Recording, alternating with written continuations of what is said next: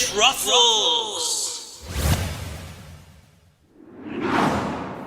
When I was a little kid and my parents took me to visit my grandmother in Egypt, she used to make these delicious desserts of yogurt, on top of which would be jello. So it's like red and white. So if you're Egyptian or you know Egyptians, they make this all the time and it's really delicious. So as a little kid, I loved it. Jello, yogurt. What a great combination.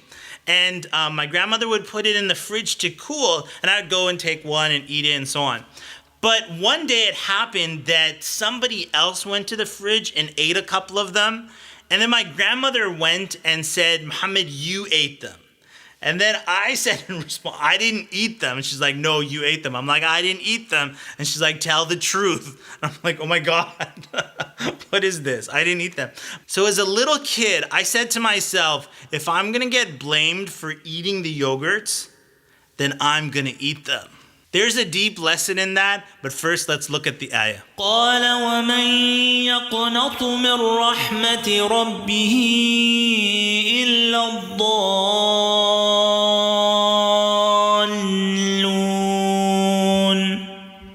In this verse, the angels came to Prophet Ibrahim alayhi salam, and they were saying respectfully to him, don't lose hope in the mercy of Allah. Now, Ibrahim alayhi salam respectfully also says to them in response, وَمَن يَقْنَطُ مِن رَحْمَةِ رَبِّهِ إِلَّا الضَّالُونَ.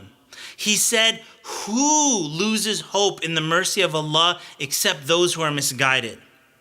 And if you work it backwards, only misguided people are the ones who lose hope in the mercy of Allah.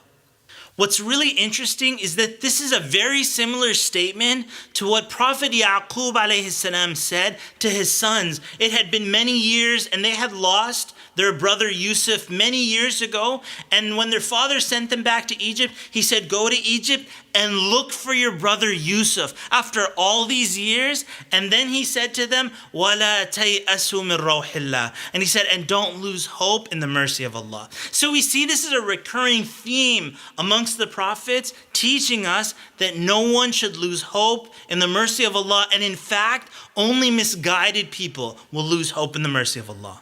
So two things, fear and hope, right? Should you fear Allah subhanahu wa ta'ala, so you fear like I'm going to go to hellfire if I do this and that? Or should you have hope in the mercy of Allah?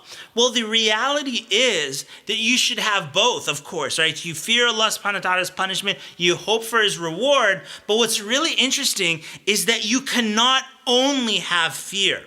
You cannot only have fear. Because if you only have fear and you have no hope in the mercy of Allah, then you will be misguided and you'll go to hellfire. It's back to the yogurt and jello thing. Remember I said that if I'm going to get blamed for this, or if I'm going to go to hellfire anyway, then what's the point of doing good deeds? And so similarly, you should never accept the whispers of shaitan in your ear telling you to lose hope in the mercy of Allah, telling you that you've done so many sins, there's no hope for you, you're going to go to hellfire, so you might as well just, eat all the yogurts and eat all the jellos. Don't accept that from shaitan. Always realize that there is hope for you, there is hope for me. We should never lose hope in the mercy of Allah.